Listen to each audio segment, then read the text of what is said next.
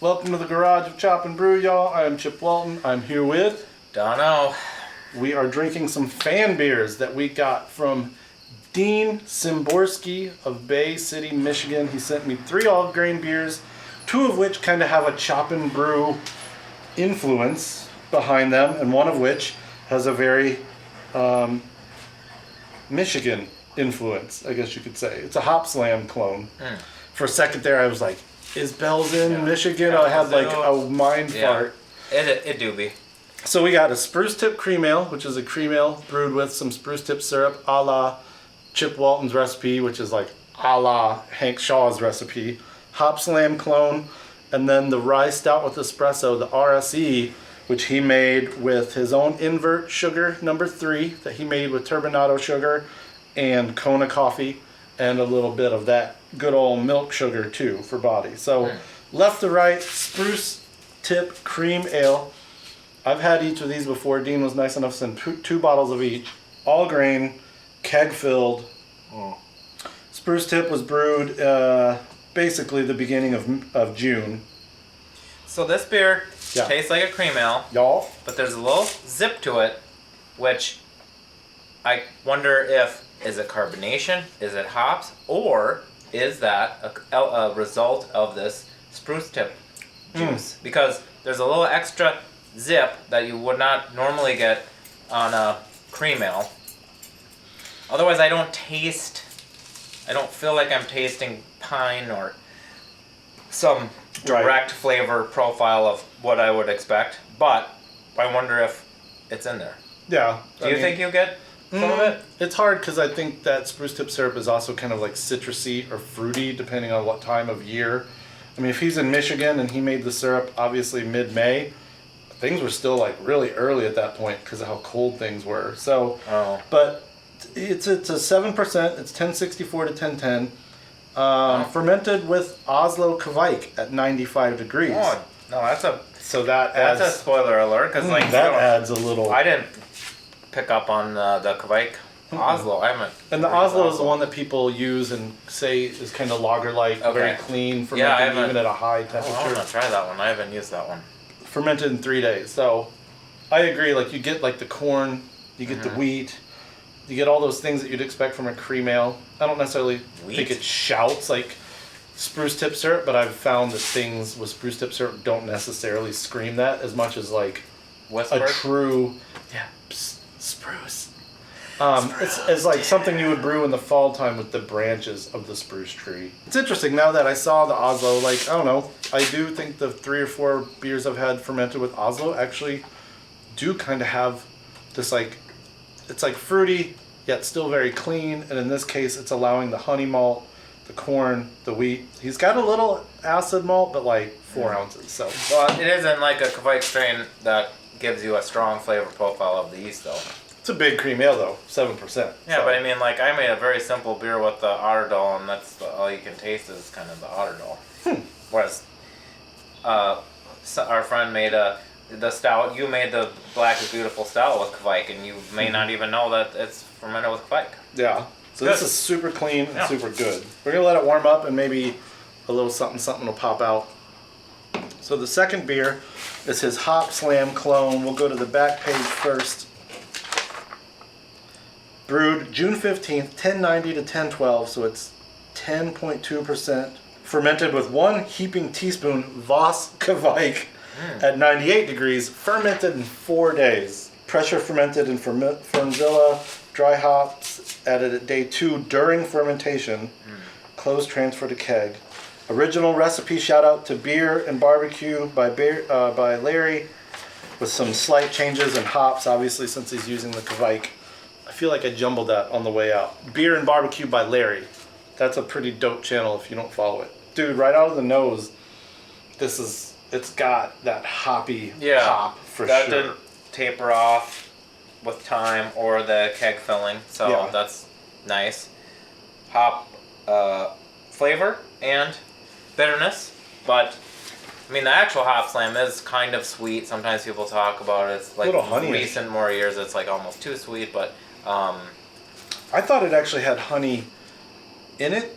I think he does. Oh, he does have honey. Okay. Yeah, I think the Hopslam says So we'll post all 3 of these recipes. Dean was cool enough to let us share those. But the hops here are like Laurel, Mosaic, Willamette, Centennial, Mosaic, all in boil. Amarillo for Whirlpool, and then a bunch of Laurel also in Whirlpool. Wow. Cryo hops and Citra.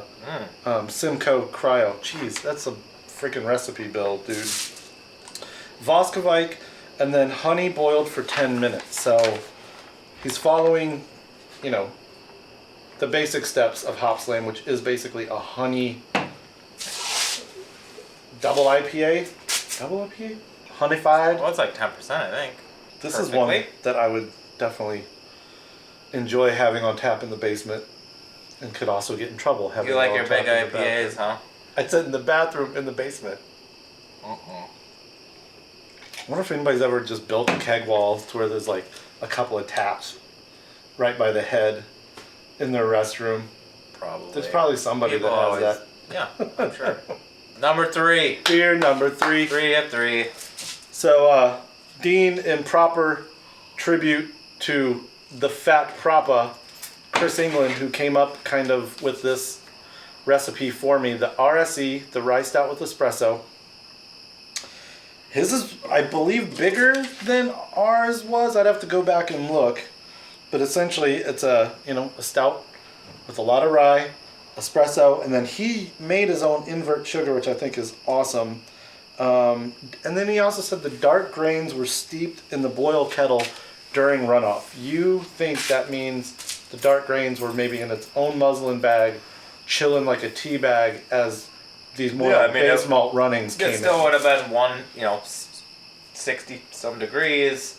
I have not heard of that technique, but I also pretty much always just done all my dark grains in the hour mash, and I've not added them at the end of the mash or steeped them in cold water. I think that's something people do. I haven't done anything different like that, so I'm guessing. This son of a gun right here, this is yummy. Pops with roast and coffee. Well, when I first got it up there, I was definitely getting a strong aroma, and now I will attribute that to the coffee now that I know that it's coffee. Does it say how we did the coffee addition? Is it like liquid coffee? Is it beans? It just says coffee 50 grams, so I'm going to assume the beans, and if you followed our recipe... 50 grams? Yeah. That's less than 2 ounces. Yeah. That ain't a lot of coffee. Well, if he's putting it in at... Huh. I don't see where he put it at. I thought people would do like 4 if to he's 6 following to our 8 version, to 10 the idea ounces. is you put it in at flame out and leave it essentially for like 15, 20 minutes. Beans? Essentially whirlpool, yeah. Not boiled, but not cold side either. If that is all the coffee that's in there, and I am getting that flavor and smell, then it works. It's enough. Look at you with your metric. 28 ounces, yo. Invert sugar 3. 28 grams. Heated to about 275 degrees. We've got video of someone else here in St. Paul making invert sugar. It's on the list with a million other things that are going to be awesome to get out, but Ross from the St. Paul Club made some invert with me and Snack Stick one day, and it's a pretty cool process. So fermented, not with Kvike, but with 2 English strains, Nottingham yeast from Lallemand and Saf Ale's English Ale SO4. Yeah, you get the And there's all kinds of malt in There's this. like a lot of sweetness, and you said there's lactose? Yep. I mean, you get a little bit of that. There's, of course, some kind of vanilla flavors. Rye. I wonder if you get... The rye would be probably hard to pick out, maybe, with all the other strong spicy flavors. There is... there's Cara rye.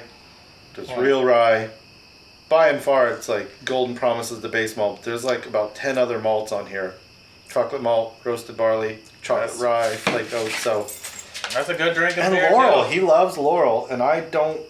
I used Laurel, I remember once, and I can't remember what beer that was, but I remember it was like all that was in the boil and then even dry hopped.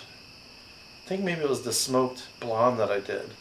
In which case I was like, the hops aren't going to do much if you're like doing a smoked blonde ale anyway. Some big stouts are bitter on purpose, but this one's not that way. Or they're hoppy bitter. This is like cold chocolate coffee. It's pretty yummy. It is really yummy. It kind of reminds me of the Black is Beautiful examples I've had. I mean, just like big and thick and flavorful and roasty and. Yeah, actually, I mean, not even same type of ingredients necessarily. I mean, I'm sure there's like chocolate and. There's not nearly as many malts, but the big characterful malts are pretty similar, actually. Yeah. If you had to pick one out of the 3 that you liked most, what would you say? Hard to say because what do you want to do? Have like 2 or 3 of that kind and have a drinkable beer, or just have just tonight in the here and now, considering your I day. I think the most. Well, that's not considering the weather, because then you'd think, oh, it should be lighter. But I mean, I think the stout was the most standout-ish one, but that's just because it's the most biggest and boldest. They're all nice. I mean, if I had to go to if we're doing a mini boss right now, I can't do that. I'm not talking like who wants to drink 3 pints at the bar. I'm like, which homebrew? Well, maybe not the hop one, just because it was probably. I mean, it's not old or bad, but these other. This one is just nice and drinkable. This one's really just big and bold and flavorful. I'm not gonna pick one. I like this one. You like the stout? There you I like go. the Hopslam. All right. I like them all. This is the one I would pick. I was like, boom. This one's really good. Maybe that's the beauty of getting one. like 3 good beers. Like, well, it don't really matter. You can't go wrong. No, so. that's what I'm saying. Why choose? Why you gotta choose? Why? Ask why. Now he's dancing. Drink, way to go, Bud, Dean. dry. I blame Dean for this. All right, y'all. Recipes online. Shout out to Dean. Shout out to Michigan. Chop for chop. Brew for brew.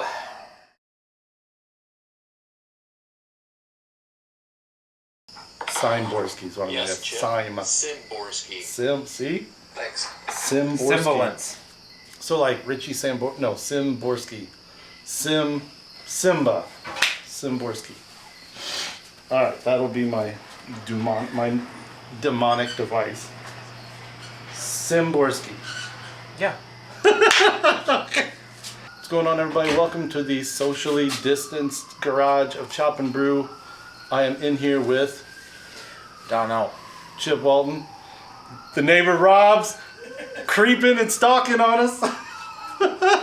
Trying to see what that was. We're doing some taste and note videos for our web show that we do on homebrewing and stuff. Practicing, or are you live? No, we're not live. We're recording it and then I edit it later. Okay. I saw you like doing this. I'm like, what is he doing? Rob, I need help. Bring a bandsaw.